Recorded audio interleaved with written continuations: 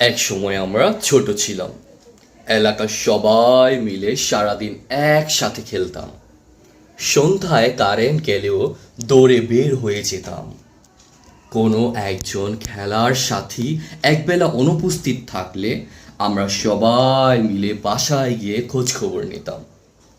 কেউ কোনো অসুবিধায় পড়লে বা অসুস্থ থাকলে খুব মন খারাপ হতো, কষ্ট পেতাম। তখন আমরা মানুষ ছিলাম, আমাদের একটা সুন্দর মন ছিল।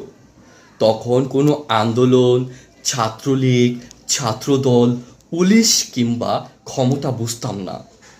তারপর একদিন আমরা বড় হয়ে গেলাম, এত বড় হয়ে গেলাম যে ধর্মের আগে, দলের আগে, আন্দোলনের আগে, ছাত্রলীগ, ছাত্রদল বা পুলিশের আগে আমরা যে মানুষ সেটাই ভুলে যেতাম বা সেটাই ভুলে যেতাম।